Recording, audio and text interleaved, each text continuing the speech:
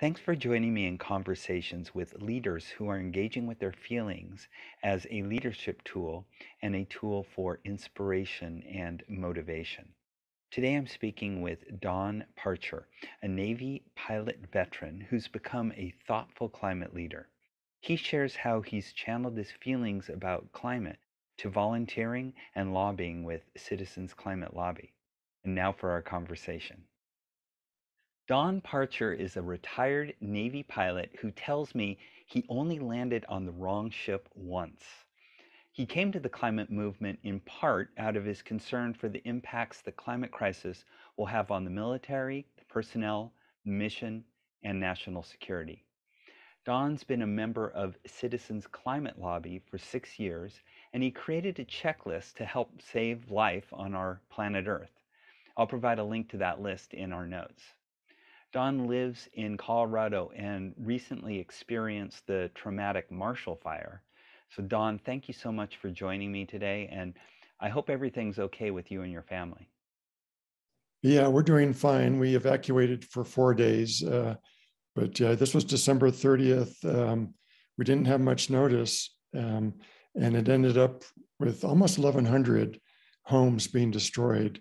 And I volunteer with the Red Cross.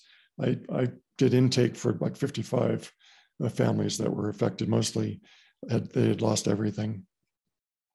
Jeez, jeez. Well, thank you so much for doing that work, and um, it's just it is really a tragedy that everybody had to go through that.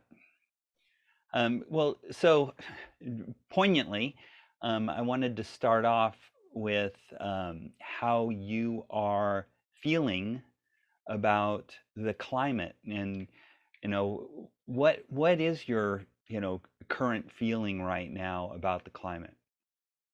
Well, I have a lot of feelings.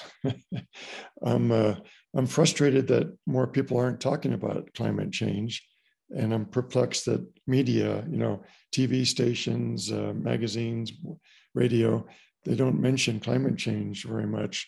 I mean, I think they should be talking about the things we can do to deal with climate change, to fight it. I'm kind of pessimistic about the consequences. I'm not taking aggressive action sooner. But I'm somewhat optimistic that there are enough people who are working very seriously on this issue that we can avoid ending life on Earth, which would take a while. But species are dying as we speak. I'm also mad at politicians who deny climate change and block aggressive actions. They seem to want to get reelected and gain power by telling their voters what they think their voters want to hear. And also, as a veteran, I'm kind of terrified for military folks who are going to have to deal with this increased danger. There'll be increased conflicts and humanitarian crises due to climate migration. And these military folks are going to have to do that with their capabilities reduced by climate change. There'll be flooding and there's already is flooding of military bases and equipment, and the heat and stuff is going to affect them and their equipment. Also, I'm sad for our future, for our kids, and we have a grandson due in April, so I'm thinking about that. I'm also horrified for those families in our community who lost everything to that Marshall Fire. Yeah. And in this area, we've actually seen several wildfires in the last 10 years that we've been here. Plus, we had an extreme flooding in 2013, like 15 inches in half a day. And I helped with that. So I'm worried about the future of life on Earth. I'm also guilty. I feel guilty that I haven't done more. I didn't recognize the dangers of climate change sooner and haven't done more to fight it. But I'm also determined to do more to fight climate change, like improve my checklist and publicize it more. So I have a lot of feelings. I can see that. Well, yeah, thank you for sharing that.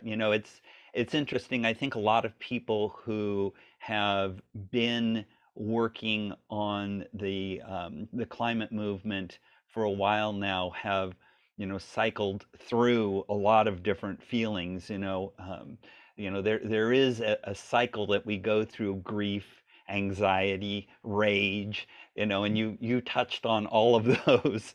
Um, and so how would you would just out of curiosity, where do you think you sit mostly within the three biggies, fear, grief, and rage? Oh, well, just a little bit of each of those. Yeah. Um, yeah, yeah, a little bit of each. Yeah. Okay. And how would you, I mean, that's fascinating, because you're kind of moving around in all of those areas. And so how would you say that those feelings are influencing your behaviors and your direction as a climate leader? Well, they give me motivation to take action. So I've done quite a few of the things on my checklist to reduce our family's carbon footprint. I've been vegetarian for over 20 years. Wow. After the flooding in 2013, I started volunteering for Citizens Climate Lobby, and we're trying to get a fee on carbon with the proceeds going to families on an equitable basis.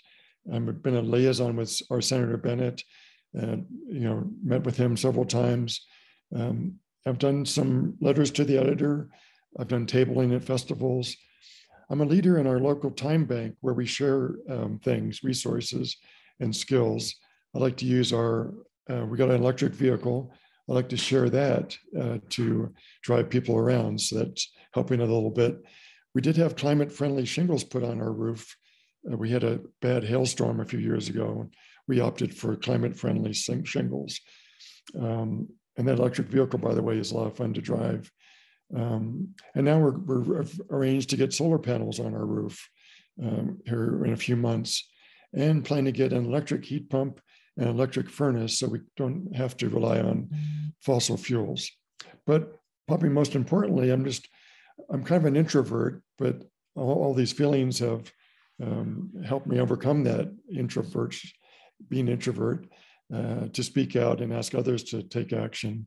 And as a veteran, I participated in a podcast about the importance of fighting climate change for conservatives, and I'm doing this interview. Oh, wow. What's the name of the podcast that you're doing? Well, it's done by Peak Environment, someone down in Colorado Springs, which is a conservative area. Okay, okay. Wow, yeah, thanks for doing that. And then you mentioned that there was a flood in 2013. Which flood was that and where?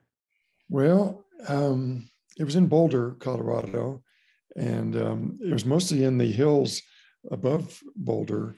And all this water came down the streams and small rivers, and did very, very extensive damage, either directly in some of the mountain communities or indirectly, where the water table raised up and flooded a lot of basements and so forth.